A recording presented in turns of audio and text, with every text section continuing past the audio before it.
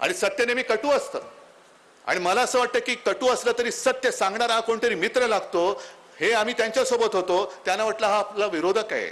मग तुम्हाला नुसतं भलामण करणारे भक्त पाहिजे असतील, आम्ही भक्त आहोत, पण आम्ही शिवबाचे भक्त आहोत, आम्ही भारत मातेचे भक्त आहोत, आम्ही कोणत्याही व्यक्तीचे भक्त नाही, अजिबात नाही। आणि तसेच सगळे तुम्ही सुद्धा देशभक्त आहात।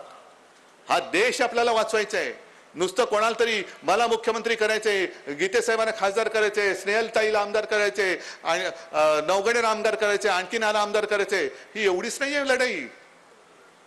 तर तुम्हाला न्याय हक्कासाठी लढणारा तुमचा हक्काचा प्रतिनिधी तिकडे पाठवायचा आहे की जेणेकरून आपण जे काही का मोठ्या लढाईनंतर आपल्या देशाला जे स्वातंत्र्य मिळवलंय, त्या स्वातंत्र्य लढ्यात आता ते स्वातंत्र्य सैनिक पण पिढीनुसार गेले सगळे, जवळपास कुठेतरी थोडेसे राहिले असतील, पण त्यांनी जर का तेव्हा कष्ट घेतले नसते, जर का त्यांनी तुरुंगवास भोगला नसता, आता हे ईडीच्या भीतीने सगळे पलटायत, ईडी आली, पण तेव्हा इंग्रजांचा तुरुंगवास होता।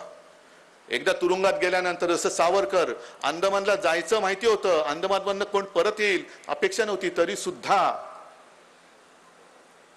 त्यांनी तुरुंगवास भोगला। असे असंख्य हजारो लाखो, त्यांचं काय नाव सुद्धा नसेल, ते इंग्रजांच्या जुलमामुळे कदाचित वारले असतील, गेले असतील किंवा आयुष्यभर तुरुंगात चढले असतील, पण त्यांनी कष्ट नसते घेतले तर आज आपण भारत माता की जय बोलू शकलो नसतो।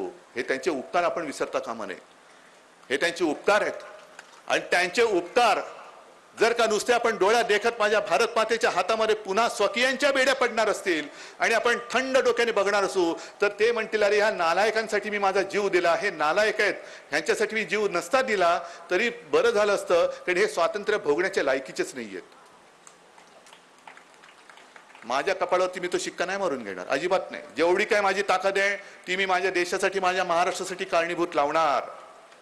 आणि जोपर्यंत तुम्ही सगळे माझ्या सोबत आहात, मला परवा नाही कोणी समोर उभा राहिला तरी देशभक्त नेहमी जिंकतो, देशद्रोही नेहमी हारतो।